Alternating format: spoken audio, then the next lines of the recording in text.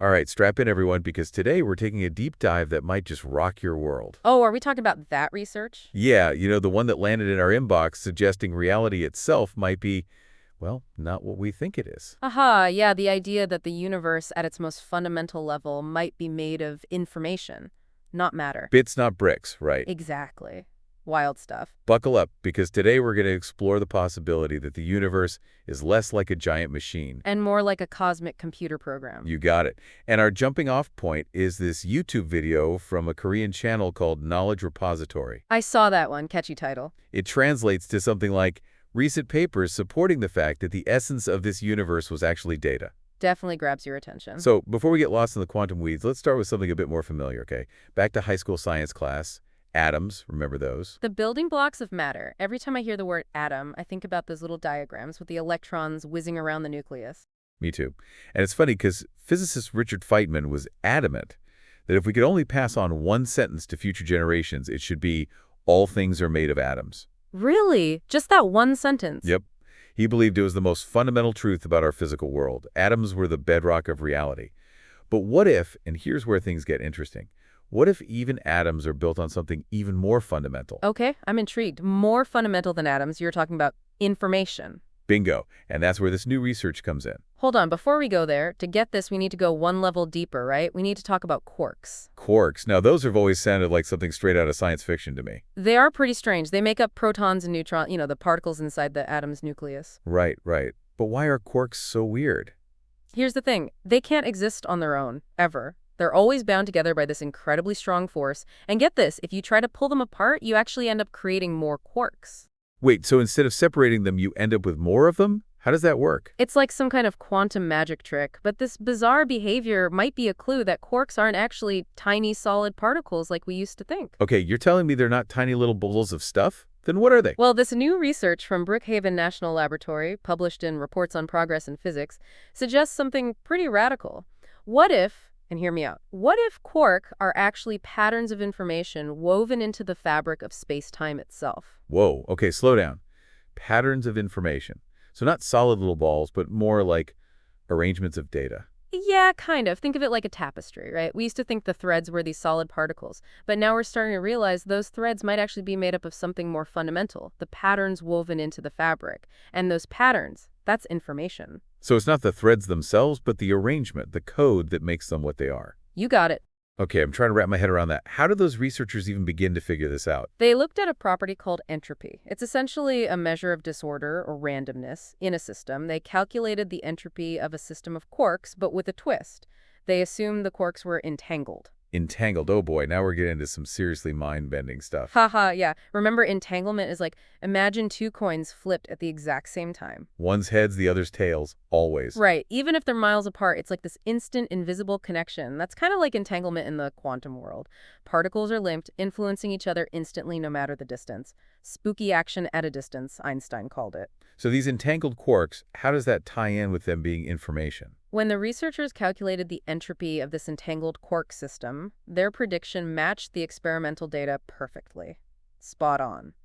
Which suggests that viewing quarks as entangled information could be a much more accurate way to understand them than as those traditional tiny solid particles. So instead of picturing quarks as tiny billiard balls bouncing around, we should think of them as bits of information, connected in this invisible web of entanglement. That's where this research is pointing us, yeah. And that could completely change our understanding of what matter even is. If the building blocks of everything are basically packets of information, well, what does that say about reality itself? Whoa, big question. We're definitely going to unpack that more.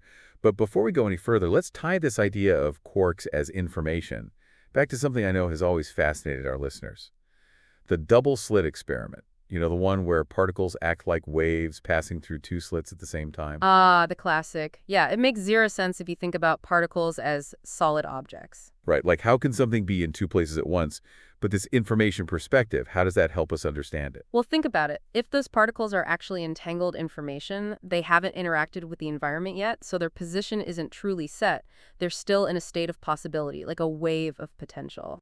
So it's not that they're going through both slips at once, it's that they haven't decided which slip to go through until they hit that detector screen on the other side. Exactly. That interaction and that observation collapses the wave function, forces them to choose a location. It's like the information becomes concrete only when it's observed. Okay, so the act of observing actually shapes the reality of these particles. That's what it looks like. Wow.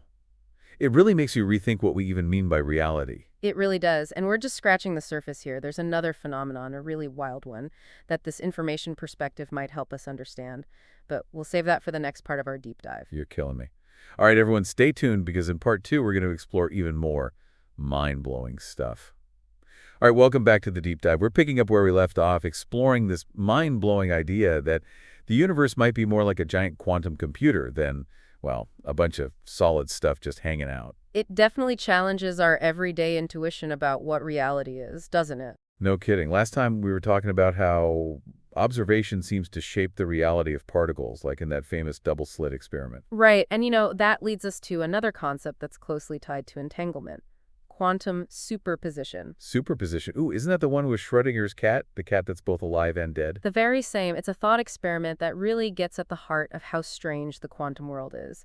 You see, in superposition, a particle can exist in multiple states at the same time until it's observed. So it's not either alive or dead, it's both. I'm still wrapping my head around that one. It's definitely not something we experience in our everyday lives, but in the quantum realm, particles can exist in this blurry, undefined state, and it's only when we try to measure them, interact with them in some way, that the superposition collapses and the part of you chooses one state or the other. So, like our observation, our measurement, forces the universe to make a choice. It's like flipping a cosmic coin. It's a good analogy. And, this is where things start to get really philosophical because it suggests that consciousness, the act of observation itself, might actually play a role in shaping reality. Whoa, okay, hold on. Are you saying our minds are influencing the universe? Some physicists believe that consciousness might be the missing piece of the puzzle, the thing that collapses the wave function and brings definiteness to the quantum world. So it's not that reality is this fixed, objective thing out there, but more like a dance, a back and forth between the observer and the observed. Exactly. The universe might be a lot more participatory than we thought.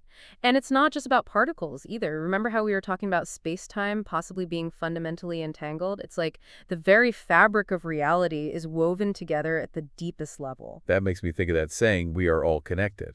But it's not just some new agey saying. It might actually be true on a fundamental physical level. Isn't that amazing? And you know what else aligns beautifully with this whole information perspective? String theory. String theory. Oh, yeah, the one where particles are like vibrations on tiny little strings. You got it. And each unique vibration pattern on a string could represent a different piece of information, encoding the properties of a particular particle, like a cosmic barcode. So it's like each particle is a unique musical note being played on these cosmic strings. And those notes, those vibrations, are actually bits of information. I love that analogy. And this connection between string theory and information could be a step towards what physicists have been dreaming of for decades, a unified theory of physics. A theory of everything. Yeah, a single framework that could explain everything from the smallest subatomic particles to the largest structures in the cosmos. So this idea that information might be fundamental, maybe even more fundamental than space and time, that could be the key to unlocking the biggest mysteries of the universe. Some physicists believe so, yeah. They're suggesting that space and time might not be the fundamental backdrop of reality, but rather emergent properties that arise from the interactions of information. It's a bit like a computer program creating a virtual world, So space and time aren't the container, they're what emerge from the information itself. Mind-blowing, isn't it? Think about it. The world inside a computer program doesn't exist outside the program, but within the code, it's very real to the characters experiencing it. Okay, so maybe space and time are like the virtual landscape generated by a cosmic program, a program made of pure information. It's an analogy that helps us wrap our minds around something so fundamentally different from our everyday experience. And if that's true, it could totally change how we think about the Big Bang, how the universe came into being, right? Absolutely. And if the universe is like this giant quantum computer constantly processing information, it makes you wonder, does it have a purpose? Like, is there some grand computation it's working towards? Whoa, that's a big question. So maybe the universe isn't just randomly unfolding, but actually moving towards some ultimate goal guided by a code we might not even be able to grasp. It's a fascinating possibility. And that leads us to a question that was hinted at in the knowledge repository video that started this whole deep dive, the simulation hypothesis. The simulation hypothesis, you mean the idea that our reality is actually a simulation running on some super advanced computer in another, larger reality. Yep, that's the one. And in the final part of our deep dive, we're going to explore that very question. We'll dive into the evidence, the arguments, and the mind-boggling implications of the simulation hypothesis. This is getting intense. All right, everyone, get ready to go down the rabbit hole because things are about to get even more mind-blowing. Welcome back to the deep dive, everyone. If your heads aren't already spinning from our last two parts, get ready because we're about to take things to a whole other level. We are indeed. Today we're tackling the big one, the simulation hypothesis. The idea that everything we experience, our whole reality, might just be a super advanced computer program running in some other bigger reality. Exactly. And, we've spent the last two parts laying the groundwork here. We talked about the universe maybe functioning like a giant quantum computer. And if that's true, it doesn't seem that crazy to imagine a civilization way more advanced than us building a computer powerful enough to simulate an entire universe, right? The idea is that if information is truly the most fundamental thing, then simulating a universe is just a matter of writing the right code, the right program, to generate everything we experience as real. I mean, think about how real video games are getting these days, right? Virtual reality and all that. It's not that hard to imagine a civilization way ahead of us creating a simulation so convincing, we'd have no idea we were in it. That's the crux of it, yeah. But the big question is there any actual evidence to support this idea? And if we are in a simulation, shouldn't there be some clues, some glitches in the matrix? Yeah, some signs that things aren't quite what they seem. So what are the physicists who take this idea seriously looking for? One thing they point to is the apparent fine-tuning of the universe. All these laws of physics seem remarkably well-suited for life to exist. Right. It's almost like the universe was designed with us in mind. But couldn't that just be coincidence? I mean, we're here, so obviously things had to be just right for us to evolve, right? That's certainly one way to look at it. But some physicists think this fine-tuning goes beyond just random chance, that maybe it hints at the possibility that our universe was intentionally created, that someone or something set the parameters just right for life to emerge. Okay, but even if someone or something did create our universe, wouldn't it take an insanely powerful computer to simulate every little detail, every atom, every interaction? Absolutely. But remember, we're talking about a hypothetical civilization that could be millions, maybe even billions of years ahead of us technologically. Their computing power would be unimaginable. Okay, so maybe it's not totally crazy to think they could pull it off, but still, shouldn't we be able to see some evidence of the simulation within our reality, like glitches in the code? That's what some physicists are searching for, yeah? Anomalies in the laws of physics, unexpected patterns in the cosmic background radiation, anything that suggests our reality is built on a framework of information that could, reveal its limitations or be manipulated. So it's like trying to find the resolution of our reality, the pixels that make up the picture. It's a great analogy, but the truth is, so far, we haven't found any definitive proof. So are we just left with these mind-blowing possibilities, but no way to really know for sure? Well, not necessarily. Science is always moving forward. New technologies, new theories. Who knows what breakthroughs are waiting for us? I guess that's part of what makes this whole thing so fascinating.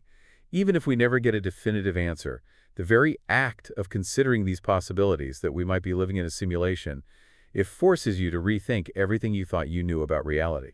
It really does. It opens your mind to a whole new range of possibilities. Well, this deep dive has certainly been a wild ride. We started with atoms and ended up exploring the very nature of reality itself, the idea that the universe might be more like information than matter. And that's the beauty of science, isn't it? Always pushing the boundaries of what we think we know. Huge thanks to our listener for sending us the research that sparked this incredible conversation. And to all our listeners out there, keep those questions coming. Who knows what we'll explore next? Until then, stay curious.